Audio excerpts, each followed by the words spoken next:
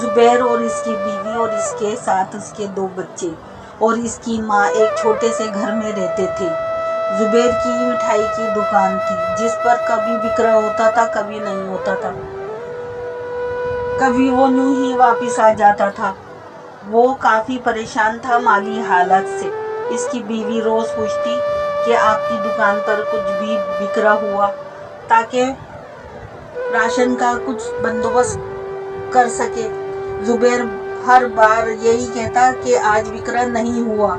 دوسری طرف اس کی ماں بھی بار بار پوچھتی کہ زبیر بیٹا کچھ دکان پر گاہک آئے، اگر کچھ پیسے ملتے تو میں اپنی جوتی خرید لیتی۔ بیٹا میری جوتی ٹوٹ چکی ہے، ٹوٹی ہوئی جوتی سے گرنے کا ڈر رہتا ہے۔ زبیر سب کی باتیں سن کر پریشان ہو جاتا اور اللہ پاک سے دعا کرتا کہ کل جب میں جاؤں تو کچھ اللہ پاک میرا بکرا کرا دے۔ ہر بار یہی سوچ کر وہ اپنی دکان پر جاتا کہ اللہ پاک میری دکان پر گاہک بھیج دے۔ ایک دن 5 بجے جب اس کی ماں نماز پڑھ رہی تھی اور دعا کر رہی تھی، صبح 5 بجے کی نماز زبیر نے بھی پڑھی اور اللہ پاک سے خوب گڑ گڑا کے دعا کری۔ جب جا کر زبیر نے اپنی دکان کھولی تو ان کی دکان پر ایک آدمی آیا جس نے پوری دکان کی مٹھائی خرید لی۔ زبیر کی تو خوشی کا عالم ہی نہ رہا، وہ بہت خوش تھا۔ پھر اس آدمی نے دوسرے دن کے لیے بھی آرڈر دیا مٹھائی کا۔ وہ جب دکان بند کر کے اپنے گھر میں آیا تو اس نے سب سے پہلے اپنی ماں کو پیسے دیے، پھر اپنی بیوی کو سارا ماجرا سنایا۔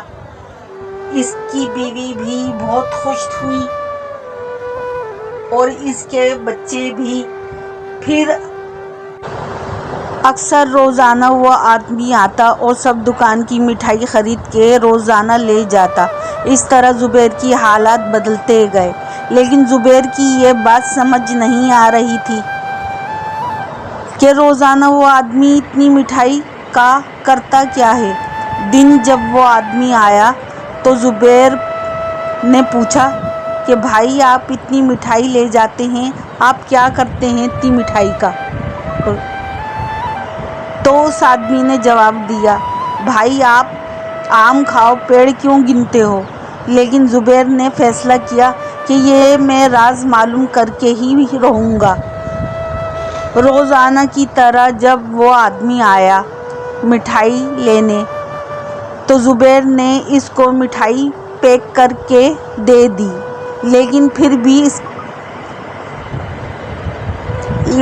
بھی اس کا دل نہیں مانا۔ وہ اس کے پیچھے پیچھے چل دیا۔ وہ آدمی نہیں تھا بلکہ ایک جنات تھا۔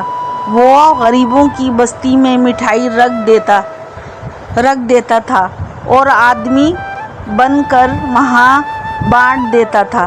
زبیر یہ سارا ماجرا دیکھ کے حیران رہ گیا اور پھر اپنے گھر میں اپنی والدہ کو ساری بات بتائی تو اس کی ماں نے بولا کہ تم نے اس کا راز فاش کر کے اچھا نہیں کیا۔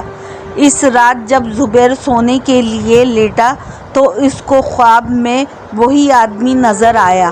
اس نے زبیر سے کہا کہ تم نے میرا راز فاش کر کے اچھا نہیں کیا، لیکن میں تمہیں تمہاری ماں کی وجہ سے چھوڑ رہا ہوں، لیکن آج کے بعد میں تمہاری دکان پر نہیں آؤں گا، لیکن تمہیں اب کسی چیز کی کمی نہیں ہوگی۔ تمہاری ماں میں مجھے اپنی ماں نظر آتی ہے۔ تم سب خوش رہو اور آباد۔ اس دن کے بعد سے اور آج تلک بھی زبیر کو کسی چیز کی پریشانی نہ ہوئی۔ کہتے ہیں نا کہ دعاؤں میں بہت اثر ہوتا ہے۔ اس کی ماں، زبیر اور اس کی بیوی بہت دعائیں کرتے تھے تو اللہ تعالیٰ نے ان کی دعائیں قبول کیں اور انہیں کسی چیز کی کمی نہ ہوئی۔